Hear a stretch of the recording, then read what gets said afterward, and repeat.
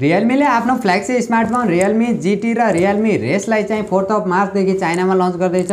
हामीले मार्च र अप्रिल महिना भित्र नै नेपाली बजारमा पनि देख्न मिल्नेछ। एउटा Realme को तर्फबाट चाहिँ एउटा राम्रो गेमिङ स्मार्टफोन पनि रहेको छ। आज भने म Realme GT को बारेमा कुरा गर्ने छु। के फिचर स्पेसिफिकेसन रहेका छन् र हामीले नेपाली बजारमा चाहिँ कहिलेसम्म देख्न सकिनेछ, के कति प्राइससम्म चाहिँ देख्न सकिनेछ, सम्पूर्ण जानकारी दिनेछु र भिडियो अन्तिमसम्म हेरेर जानकारी लिनु होला। नमस्कार साथीहरु, टेक्निकल सन्दीप युट्युब च्यानलमा हजुरलाई स्वागत छ र म सन्दीप मल्ल। भिडियो सुरु गर्नुभन्दा पहिला चाहिँ हजुरहरुलाई एउटा सानो बिन्ती गर्न चाहन्छु। सबैभन्दा पहिला चाहिँ भिडियोलाई लाइक गरिदिनु होला र तलपट्टि देख्न सक्नुहुन्छ रातो बटन, त्यसलाई थिचेर च्यानल सब्स्क्राइब गर्नु होला र साथमा रहेको नोटिफिकेसन बेल आइकनलाई दबाएर अल नोटिफिकेसनलाई पनि अन गर्नु होला ताकि म जति पनि नयाँ भिडियो अपलोड गर्छु सबैभन्दा पहिला नोटिफिकेसन हजुरलाई मिल्नेछ। Realme GT को बारेमा कुरा गर्ने हो भने सबैभन्दा पहिला चाहिँ यसको डिजाइन र बिल्ड क्वालिटीबाट सुरु गरौँ। 6.8 इन्चको फुल HD प्लस AMOLEड डिस्प्ले OLED प्यानलका साथ चाहिँ यसको डिस्प्ले देख्न सकिन्छ।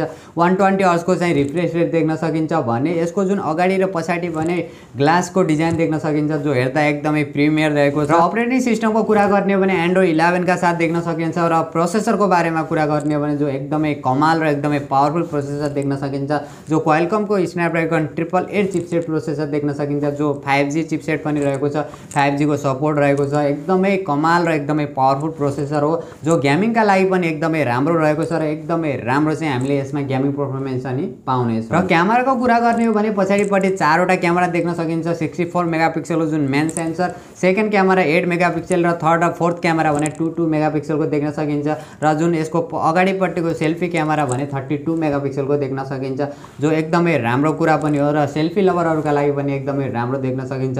पछाडिबाट 4K भिडियो रेकर्ड गर्न सकिन्छ र ओभरअल क्यामेरा फिचर र क्वालिटीको बारेमा कुरा गर्ने हो भने एकदमै राम्रो यसमा क्यामेरा क्वालिटीहरु पनि देख्न सकिन्छ।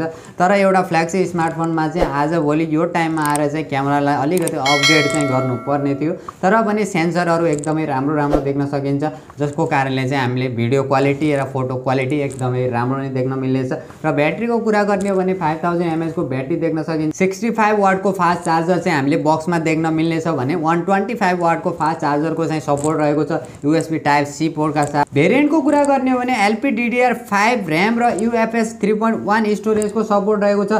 चाइनामा दुईवटा भेरिएन्टमा देख्न मिलेको छ, जो 6GB + 128GB र 8GB + 128GB स्टोरेज वाला, जुन हामीले पनि नेपाली बजारमा यही नै दुईवटा भेरिएन्ट देख्न मिल्नेछ। र प्राइसको बारेमा कुरा गर्ने हो भने अहिलेसम्म कुनै लिक्स आएको छैन प्राइसिङलाई लिएर। लिक्स र रुमरलाई हेर्ने हो भने चाहिँ स्टार्टिङ प्राइस चाहिँ हाम्रो नेपाली बजारमा 70 देखि 75,000 को बीचमा चाहिँ हामीले देख्न मिल्नेछ, जो 6GB + 128GB storage. Realme GT को ओभरअल डिजाइन फिचर र स्पेसिफिकेसनलाई हेर्ने हो भने फोन एकदमै इन्ट्रेस्टिङ रहेको छ, एकदमै कमाल र एकदमै पावरफुल गेमिङ परफर्मेन्सका साथ चाहिँ हामीले देख्न मिल्नेछ।